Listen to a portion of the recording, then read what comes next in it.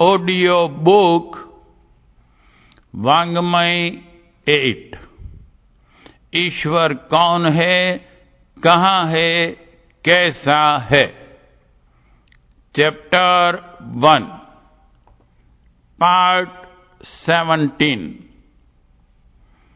आत्मा और परमात्मा का संबंध।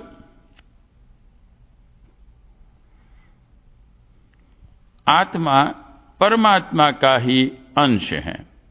जिस प्रकार जल की धारा किसी पत्थर से टकराकर छोटे छींटों के रूप में बदल जाती हैं, उसी प्रकार परमात्मा की महान सत्ता अपने क्रीड़ा विनोद के लिए अनेक भागों में विभक्त होकर अगणित जीवों के रूप में दृष्टिगोचर होती हैं।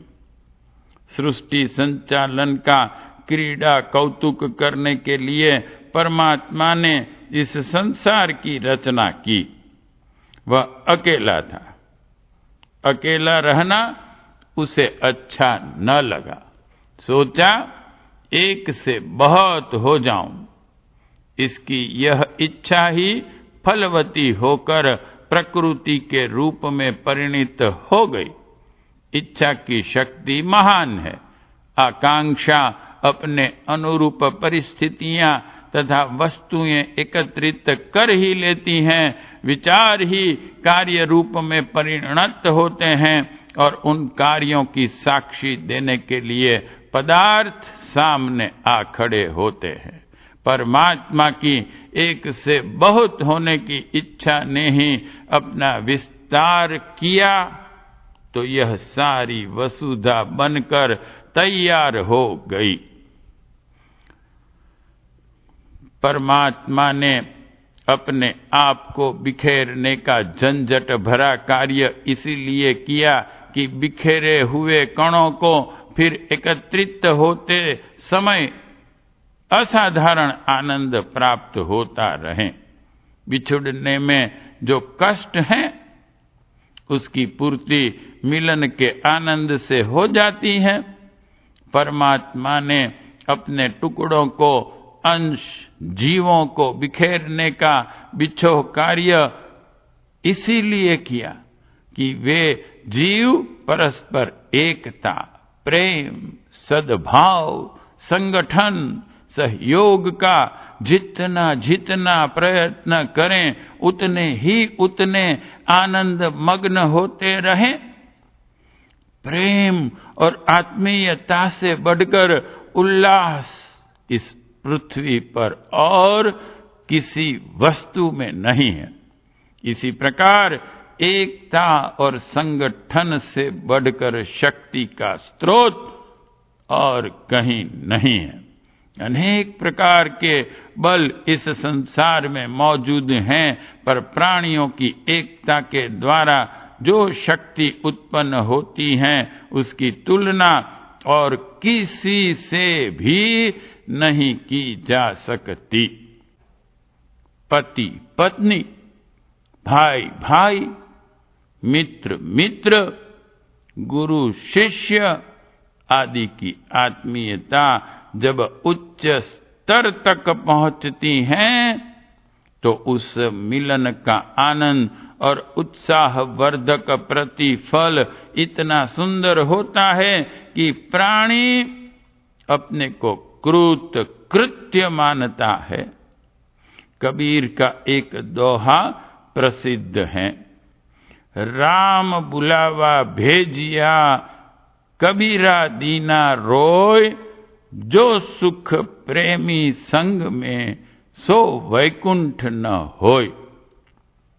इस दोहे में वैकुंठ से अधिक प्रेमी के सानिध्य को बताया गया है। कबीर प्रेमी को छोड़कर स्वर्ग जाने में दुख मानते और रोने लगते हैं। वस्तु स्थिति यही है। सच्चे प्रेम में ऐसा ही आनंद होता है जहां मनुष्य के बीच में निष्कपट, निस्वार्थ, आंतरिक और सच्ची मित्रता होती है, वहां गरीबी आदि की कठिनाइयां गौण रह जाती हैं और अनेक अभावों एवं परेशानियों के रहते हुए भी व्यक्ति उल्लास भरे आनंद का अनुभव करता है। उपासना में प्रेम का अभ्यास एक प्रमुख आधार है। ईश्वर की भक्ति करने का अर्थ है आदर्शवाद को प्रेम करना। प्रेम के विकास का आधार भी यही है। सच्चे और ईमानदार मनुष्यों के बीच ही दोस्ती बढ़ती है और निभती है। धूर्त और स्वार्थी लोगों के बीच तो मतलब की दोस्ती होती है, वह जरा सा आघात लगते ही कांच के गिलास की तरह टूट फूट कर नष्ट हो जाती है। लाभ में कमी आते ही तोते की तरह आंखें फेर ली जाती हैं। यह दिखावटी धूर्ततापूर्ण मित्रता तो एक प्रवंचना मात्र है, पर जहां जितने अंशों में सच्चा मैत्री भाव होगा, वहां आनंद, संतोष और प्रफुल्लता की निर्झरणी निरंतर झरती रहेगी। यदि कुछ लोगों का परिवार या संगठन प्रेम के उच्च आदर्शों पर आधारित होकर विकसित हो सके, तो वहां उस परिवार के सभी सदस्यों को विकास एवं हर्षोल्लास का परिपूर्ण अवसर मिलता रहेगा। जिस समाज में सच्ची मित्रता, उदारता, सेवा और आत्मीयता का आदर्श भली प्रकार फलने फूलने लगता है, वहां निश्चित रूप से स्वर्गीय वातावरण विनिर्मित होकर रहता है। देवता जहां कहीं रहते होंगे, वहां उनके अच्छे स्वभाव ने प्रेम का वातावरण बना रखा होगा और उस भाव प्रवाह ने वहां स्वर्ग की रचना कर दी होगी। स्वर्ग यदि कहीं हो सकता है तो उसकी संभावना वहीं होगी जहां सज्जन पुरुष प्रेम पूर्वक मिलजुल कर आत्मीयता, उदारता, सेवा और सज्जनता पूर्वक रह रहे होंगे। ईश्वर उपासना से स्वर्ग की प्राप्ति का जो महात्म्य बताया गया है, उसका आधार यही है कि उपासना करने वाले को भक्ति का मार्ग अपनाना पड़ता है। परमात्मा को, आत्मा को, आदर्शवाद को जो भी प्यार करना सीख लेगा, उसे अनिवार्यतः प्राणी मात्र से प्रेम का अभ्यास होगा और इस कारण के रहते हुए उसका निवास स्थान एवं समीपवर्ती वातावरण स्वर्गीय अनुभूतियों से ही भरा पूरा रहेगा। उपनिषद का वचन है, रसो वे सह, अर्थात प्रेम ही परमात्मा है। बाइबिल ने भी इसी तथ्य की पुष्टि की है और मनुष्य को प्रेमी स्वभाव का बनने पर जोर देते हुए कहा है कि जो प्रेमी है वह ईश्वर का सच्चा भक्त कहलाएगा। भक्ति की महिमा से अध्यात्म शास्त्र का पन्ना पन्ना भरा पड़ा है। भक्ति से मुक्ति मिलने की प्रतिष्ठापना की गई है।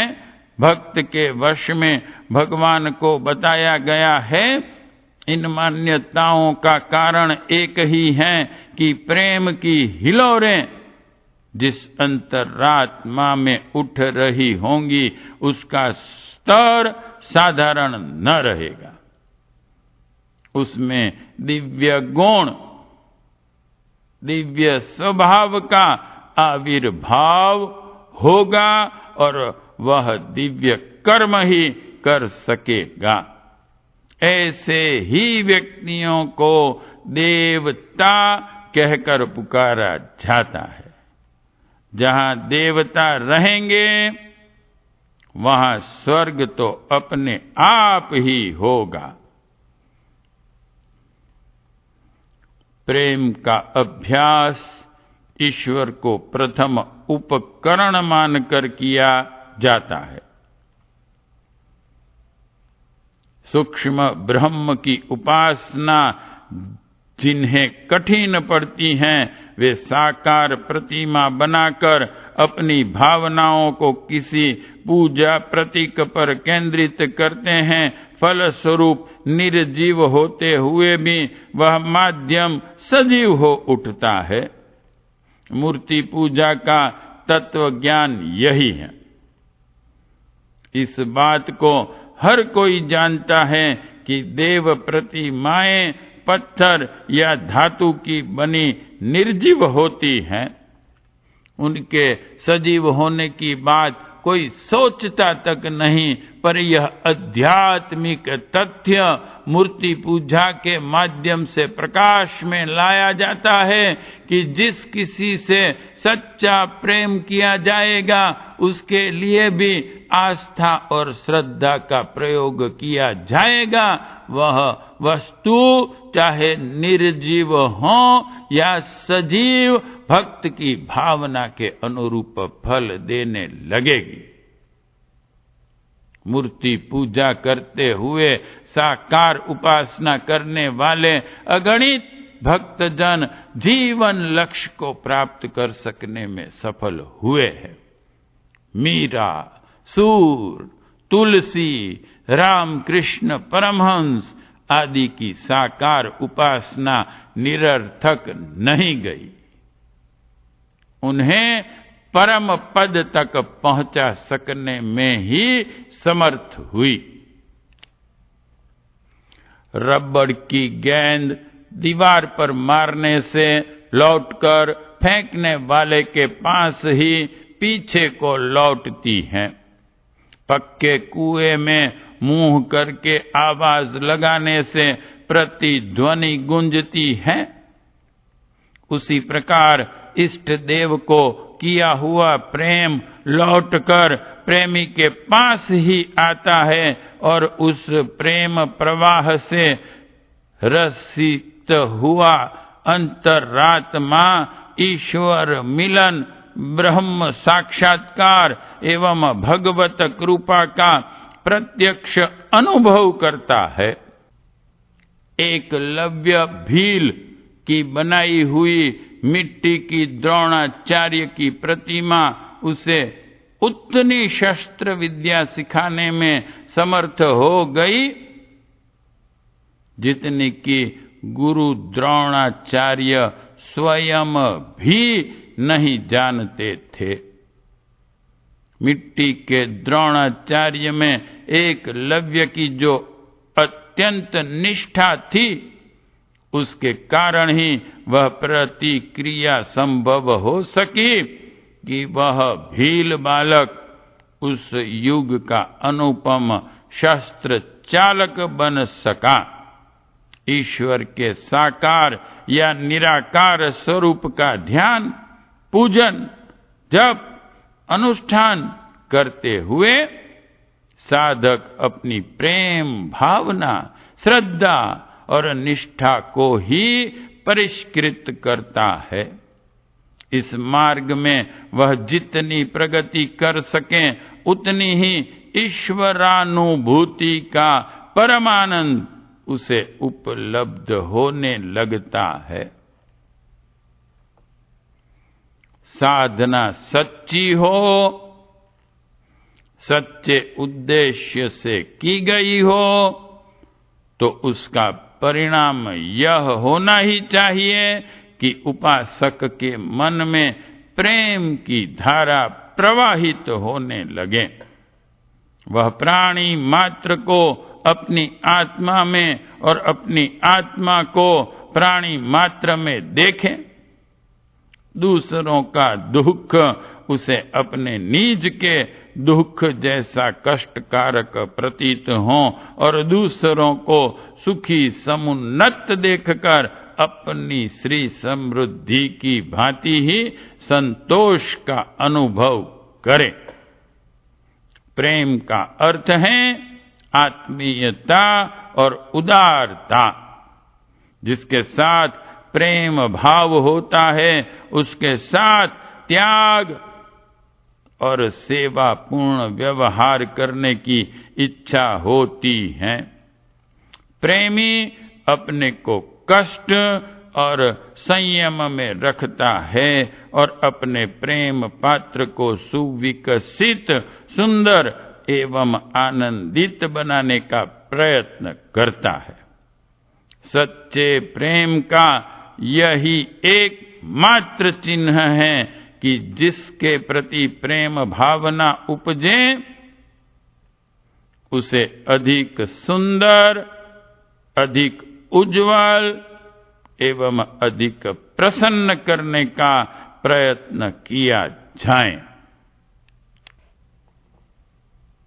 भक्ति का तत्व ज्ञान यही है। भगवान को आधार मानकर भक्त अपनी भक्ति भावना को, प्रेम संवेदना को विकसित करता है। पाषाण प्रतिमा को अधिकाधिक सुंदर सुसज्जित बनाने के लिए सुंदर वस्त्राभूषणों से उसे सजाता है। धूप, दीप, चंदन आदि से उस वातावरण को सुवासित करता है। मधुर मेवा, मिष्टान, नैवेद्य आदि का भोग लगाता है। पाद्य, अर्घ्य, स्नान आदि से शुद्ध करता है। इष्ट देव की महिमा बढ़ाने के लिए बहुत देर तक अपनी जिह्वा से उसका नामोच्चारण करता है। हाथ से उसी के नाम की माला फेरता है, उसी का ध्यान करता है। व्यक्ति अपना कष्ट, अपना स्वार्थ और अपना त्याग तुच्छ समझता है। अपने प्रेम पात्र की प्रतिष्ठा, महत्ता एवं स्थिति का ही अधिकाधिक ध्यान रखता है और उसके लिए जो कुछ संभव होता है सो कर गुजरता है। पूजा अर्चा की सारी प्रक्रिया भक्ति भावना का अभ्यास करने के लिए ही होती है। इस प्रकार की मनोभूमि जितनी मजबूती से ढल जाती है उतना ही मनुष्य महान बन जाता है। प्रेम ही परमात्मा है। जिसके अंतःकरण में प्रेम प्रवाह जितना अधिक बहता है, समझना चाहिए कि वह ईश्वर के उतने ही निकट पहुंच गया। ब्रह्म लोक, विष्णु लोक, स्वर्ग, वैकुंठ आदि में निवास करते हुए जितना सुख किसी जीव को होता है उतना ही उसे प्रेम भावना से परिपूर्ण होने की दशा में कहीं भी किसी भी स्थिति में अनुभव हो सकता है। माना कि ईश्वर को हमारी निंदा स्तुति की न तो कोई आवश्यकता है और न परवाह। वह निष्पक्ष और न्यायकारी होने के कारण किसी की निंदा स्तुति से प्रभावित भी नहीं होता और इसलिए किसी को कोई सुविधा भी नहीं देता कि उसने पूजा की है या नाम जपा है। पूजा की रिश्वत देकर ईश्वर से मनमर्जी के उचित अनुचित काम करा लेने की प्रवृत्ति बहुत ही तुच्छ है, निकृष्ट और बचकाने स्तर की बात है। यदि कोई व्यक्ति ऐसा सोचता है तो वह अपनी ही तरह ईश्वर को भी अपने कर्तव्य पथ से विचलित करने के लिए रिश्वत देने जैसा दृढ़ प्रयत्न करता है। यदि ईश्वर भी चापलूसी पसंद, खुशामदी लोगों के बहकावे में आने वाला, रिश्वती और अपनी न्याय व्यवस्था को तोड़ते रहने वाला बन गया तो निश्चय ही उसकी सारी सृष्टि में भी यही अव्यवस्था फैलेगी और फिर कोई भी कर्तव्य के कठोर मार्ग पर न चलना चाहेगा। हर एक को खुशामद और रिश्वत की यह सस्ती तरकीब ही सूझेगी। फिर यहाँ नियम और न्याय नाम की कोई चीज न रहेगी और कर्तव्य की सर्वत्र उपेक्षा होने लगेगी। यदि ईश्वर ऐसा ही बन गया तो उससे अधिक दुर्भाग्य की बात इस संसार के लिए कोई न हो सकेगी। फिर ईश्वरीय न्याय की आशा लगाए रहने वाले लोगों को निराश ही होना पड़ा करेगा। रिश्वत और खुशामद से जिसे बहकाया जा सकता हो, उस न्यायाधीश से भला कोई आशा भी क्या रख सकता है। पूजा अर्चना का तात्पर्य ईश्वर को प्रसन्न करना नहीं, वरन अपनी भक्ति भावना, प्रेम प्रकृति को विकसित करना है। एक महत्वपूर्ण मनोवैज्ञानिक व्यायाम की तरह ही पूजा अर्चा की प्रक्रिया को माना जा सकता है, जिसके आधार पर पूजा काल में किया हुआ अभ्यास हमारे स्वभाव का एक अंग बन जाए। विचारों और कार्यों में प्रेम की दिव्य पुण्य प्रकृति झिलमिलाने लगे, यही पूजा की सार्थकता है। हम जो कुछ भी सोचें उसमें प्राणी मात्र के हित साधन की आकांक्षा ओतप्रोत रहे और जो कुछ करें उसका प्रत्येक अंश विश्व मानव की सुख शांति में अभिवृद्धि करने वाला सिद्ध हो। यही तो प्रेममय जीवन की गतिविधि हो सकती है। भक्ति मार्ग का यही लक्ष्य है।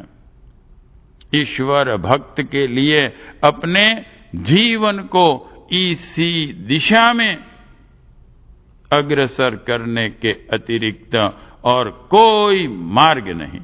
भक्त उसे ही कहा जा सकता है जो प्राणी मात्र में ईश्वर को समाया हुआ देखता है और उसे पाप पंक की गंदगी से स्वच्छ करके सब प्रकार स्वच्छ एवं उत्कृष्ट बनाने के लिए प्रयत्न करता रहता है। हर किसी को उसकी इच्छानुसार संतुष्ट कर सकना न तो उचित है और न आवश्यक, क्योंकि बहुत से लोग ऐसे हैं जो दुष्टतापूर्ण आकांक्षाएं रखते हैं, दूसरों का शोषण करना चाहते हैं। यदि उस दुष्प्रवृत्ति को भी पूर्ण करने के लिए कोई भोला भावुक व्यक्ति प्रयत्न करने लगे, तब तो उससे अनीति ही पनपेगी, असुरता का ही पोषण होगा। प्रेमी को विवेकशील भी रहना पड़ता है ताकि दूसरों के हित साधन का सच्चा उपाय समझ सकें और जरूरत हो तो कड़ुई कुनैन खिलाने या फोड़े का ऑपरेशन करने वाले डॉक्टरों की तरह बाहर से निष्ठुर एवं कठोर दिखने वाला दूरदर्शितापूर्ण व्यवहार भी कर सकें। कठोरता के पीछे भी अंततः करुणा ही छिपी हो सकती है। समयानुसार व्यवहार की कोमलता या कठोरता का अंतर रहना स्वाभाविक है और आवश्यक भी, पर उसके मूल में अपना स्वार्थ साधन नहीं, दूसरों की हित साधना, दूरवर्ती स्थिर फल देने वाली श्रेय योजना ही सन्निहित होनी चाहिए। जीवन की यही सर्वोत्कृष्ट नीति हो सकती है। इसी में मानव जीवन की सफलता और सार्थकता मानी जा सकती है। प्रेमी स्वभाव बनाने की साधना को ही ईश्वर भक्ति या पूजा अर्चा कहते हैं। इस उद्देश्य में हम जितने ही सफल होते जाते हैं, ईश्वर उतना ही हमारे निकट खींचता चला आता है। वस्तुतः ईश्वर हमारे नितांत निकट है, रोम रोम में समाया हुआ है। प्रत्येक श्वास प्रश्वास में उसी की बंसी बजती है। अंतरात्मा में बैठा हुआ वह क्षण क्षण में हमारे साथ विचार विनिमय करता है और बिना पूछे ही श्रेय साधन के आवश्यक परामर्श देता रहता है। हम ही हैं जो उसकी उपेक्षा करते हैं, भुलाए रहते हैं और अवज्ञा की अशिष्टता बरतते हैं। ईश्वर भक्ति इतने से ही पूर्ण हो सकती है कि उसे अपने कण कण में समाया हुआ, अपने चारों ओर फैला हुआ, हर घड़ी साथ रहता, हंसता, खेलता और मैत्री निभाता हुआ देखें। इतनी अनुभूति अंतरात्मा में जागृत हो सके तो समझना चाहिए कि ईश्वर मिल गया। ईश्वर को अपनी मन मर्जी के अनुसार चलाने की, उसे नौकर जैसे हुक्म देने की धृष्टता छोड़कर यदि उसकी मर्जी से अपनी मर्जी मिलाने की शिष्टता सीख लें तो ईश्वर की उपलब्धि का जो लाभ मिल सकता है वह निश्चित रूप में मिल जाएगा। ईश्वर प्राप्ति कोई ऐसा कार्य नहीं है जिसके लिए जगह जगह भटकना पड़े। परमात्मा कहीं खोया हुआ नहीं है जिसे ढूंढना पड़े। वह रुष्ट नहीं है जिसे प्रसन्न करना पड़े। करना केवल इतना ही है कि उसे जानते हुए भी अनजान जैसी गतिविधियों को अपना रखा है, उन्हें बदल दिया जाए। पूजा अर्चा के समय तक ही ईश्वर का जप ध्यान करने को सीमित न रखकर उस अनुभूति को यदि पूरे समय, पूरे जीवन क्रम में पूरी स्नेह संवेदना के साथ देखा, समझा और अनुभव किया जा सके तो ईश्वर प्राप्ति का लक्ष्य सहज ही प्राप्त हो सकता है। इसमें कठिनाई अवश्य है। पूजा में थोड़े कर्मकांड की विधि व्यवस्था पूरी कर लेने से काम चल सकता है, पर ईश्वर प्राप्ति तो तभी निभेगी जब पूरा जीवन क्रम ही दिव्यता के सांचे में ढाला जाए। आत्मिक पवित्रता ही ईश्वर प्राप्ति की निशानी है। जो आत्मा पवित्र है उसे अपने भीतर परमात्मा की झांकी प्रति क्षण होती रहेगी। तपश्चर्या और साधना की यों अनेक विधियां प्रचलित हैं। साधक लोग आत्मबल बढ़ाने के लिए उनका उपयोग अपनी सुविधा और परंपरा के अनुसार करते भी हैं, पर सभी साधनाओं के मूल में सच्चरित्रता है। सदाचारी और परोपकारी प्रकृति के मनुष्य ही साधना में सफलता प्राप्त कर सकते हैं। अनीतिपूर्ण जीवन व्यतीत करने वाले व्यक्ति किन्हीं मंत्रों या विधानों का बहुत श्रम पूर्वक साधन करने पर भी कोई महत्वपूर्ण परिणाम प्राप्त नहीं कर सकते। कुछ मिलता भी है तो वह चिरस्थायी नहीं होता। आत्मबल भी कठिन तपश्चर्या द्वारा प्राप्त किया जाता है, पर उसे कुमार्ग पर चलकर गंवाया बहुत जल्दी जा सकता है। पराई कमाई का अनीति उपार्जित कुधान्य खाने वाले साधु सन्यासियों की भी साधना निष्फल चली जाती है, पर ईमानदारी और सज्जनता की रीति नीति अपनाकर जीवन व्यतीत करने वाले साधारण व्यक्ति भी योगाभ्यासियों से अधिक आत्मबल संपन्न देखे जाते हैं।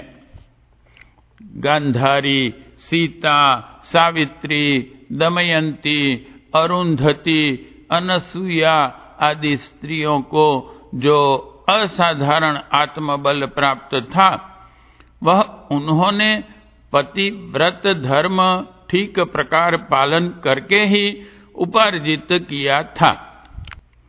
सत्य, अहिंसा, ब्रह्मचर्य, अस्तेय, अपरिग्रह जैसे व्रत धारण करने और उन्हें ठीक तरह पालने वाले व्यक्ति योग की सिद्धियां प्राप्त कर सकते हैं।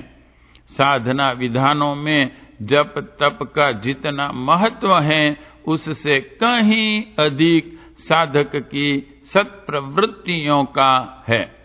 बिना किसी योगाभ्यास के भी सदाचारी व्यक्ति ईश्वर तथा उसकी शक्ति सिद्धियों को प्राप्त कर सकता है, किंतु दुराचारी, दुर्बुद्धि और दुर्व्यसनी मनुष्य निरंतर जप तप करने पर भी खाली हाथ ही रहेगा।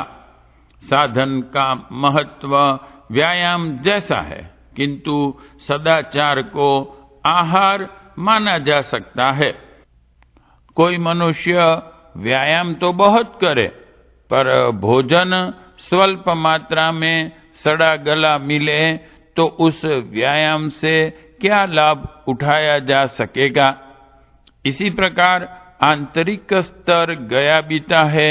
नीति, धर्म, सदाचार, कर्तव्य परायणता और परमार्थ में तो रुचि न रहे, किंतु जप तप बहुत किया जाए तो यह ठीक वैसा ही कार्य होगा जैसा भूखों मरने वाले का दिन रात व्यायाम में लगे रहना। आत्मबल संपादन करने के लिए ही ईश्वर की उपासना की जाती है। जिसकी आत्मा जितनी अधिक पवित्र हो जाती है, उस पर उतना ही ईश्वर का अनुग्रह होता है और दैवी कृपा प्राप्त करने का वह उतना ही बड़ा अधिकारी बनता जाता है। ईश्वर ने सारे संसार को नियम और व्यवस्था में बांधा है, इसलिए सबसे पहले उसने अपने आप पर ही वे नियम लागू किए हैं।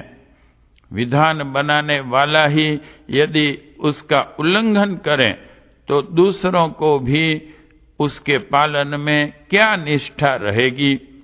परमात्मा ने कर्तव्य और पुरुषार्थ के द्वारा उन्नति एवं समृद्धि प्राप्त करने का नियम बनाया है।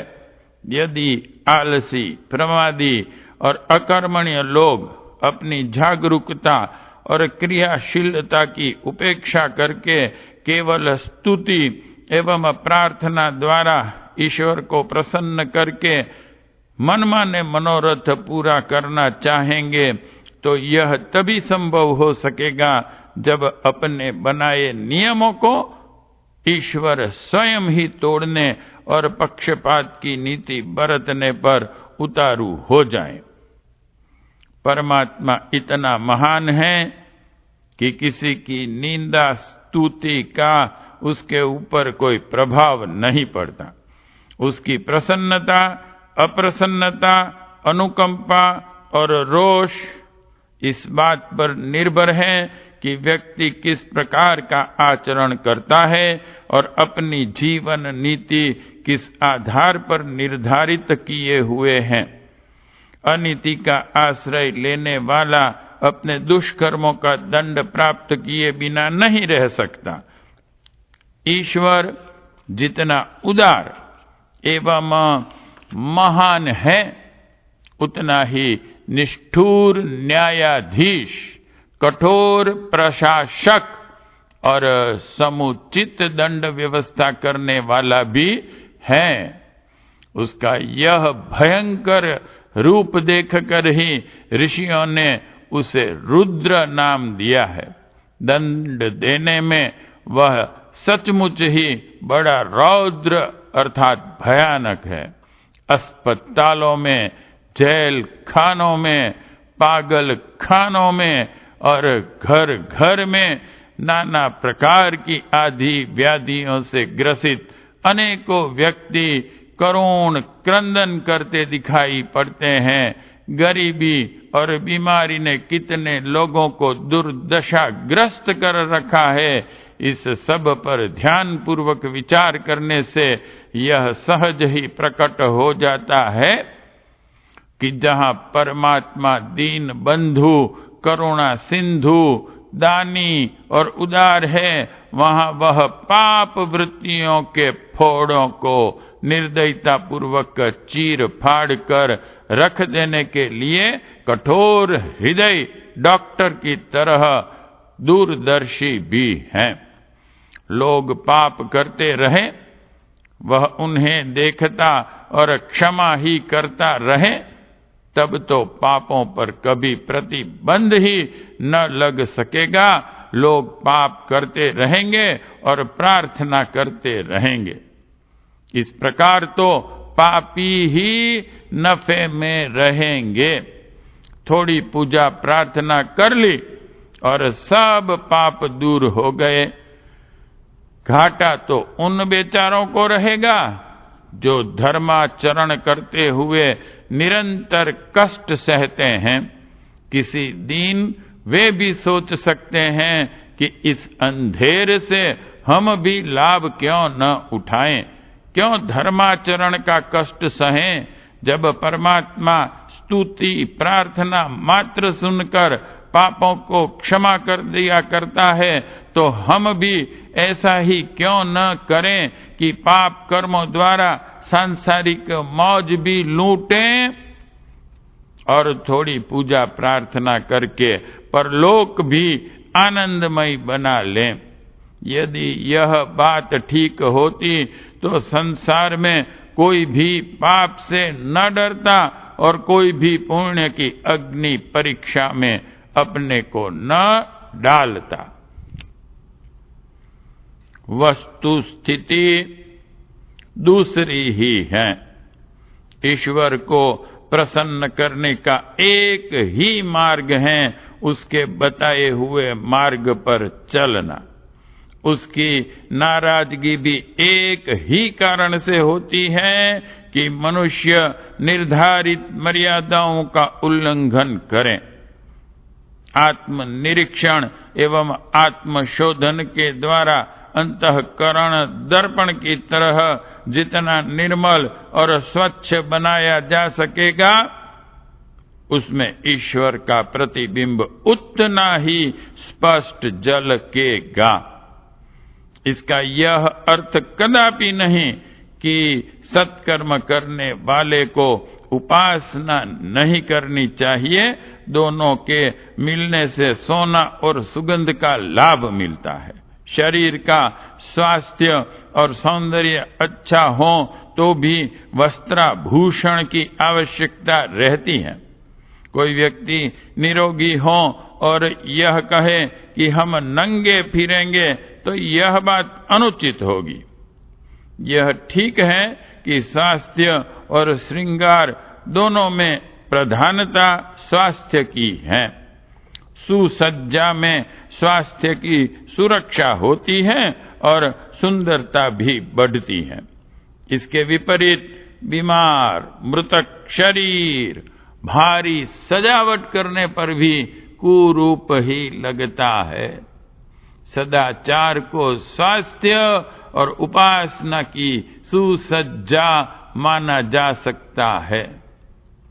दोनों की जोड़ी आहार और विहार जैसी है, इसलिए महत्व दोनों का ही है, पर यदि प्रधानता देनी हो तो वह सदाचार को ही देनी पड़ेगी, क्योंकि उपासना और अध्यात्म विज्ञान की पूरी विधि व्यवस्था इसी उद्देश्य की पूर्ति के लिए बनाई गई है।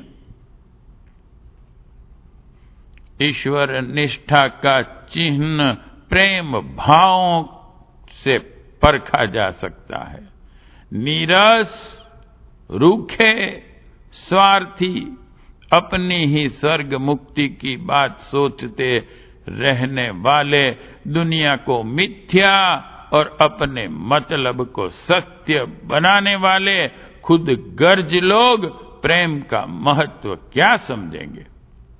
जो प्रेम का रसास्वादन न कर सका, उसे परमात्मा का न तो स्वरूप मालूम है और न प्राप्ति का मार्ग। ऐसे लोग चाहे एकांत में रहें, चाहे वन पर्वतों में, उनकी नीरसता और संकीर्णता उन्हें जड़ता की ही ओर अग्रसर करेगी।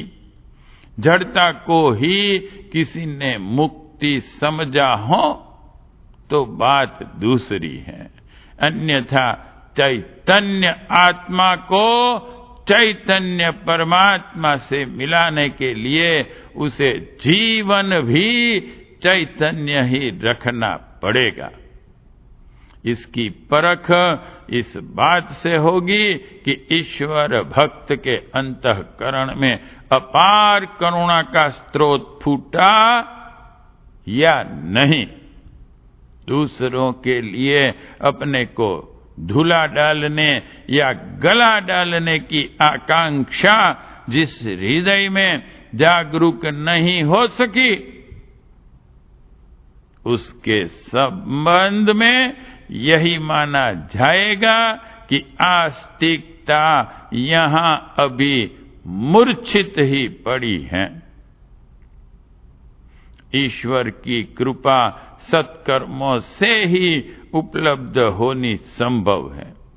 उपासना का तात्पर्य अंतःकरण को इस सांचे में ढालना है कि कर्तव्य, धर्म और पुरुषार्थ के मार्ग पर मनुष्य निष्ठा पूर्वक चलता रह सके।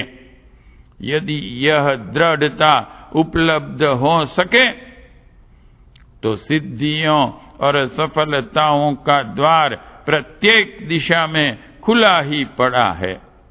हमारी सज्जनता ही गुंबद प्रतिध्वनि बनकर समृद्धि और प्रगति के रूप में सामने आती है।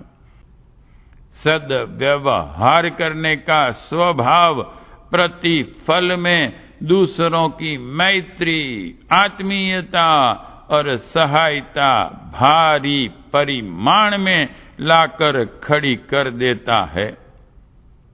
भावनाओं से स्वच्छ हुए मन में विराजमान होने के लिए ईश्वर उसी प्रकार खींचा चला आता है जैसे सघन छाया के हरे भरे पेड़ के नीचे विश्राम पाने को थका हुआ पथिक आकर्षित होता है। आत्मिक पवित्रता ही रिद्धि सिद्धियों का स्रोत है। उपासना आवश्यक है और उपयोगी भी, पर उसका लाभ केवल उन्हें मिलता है जो अपनी मनोभूमि को सद्भावनाओं से और अपने शरीर को सत्कर्मों से पवित्र बनाते रहते हैं। पार्ट 17 समाप्त। चैप्टर 1 समाप्त।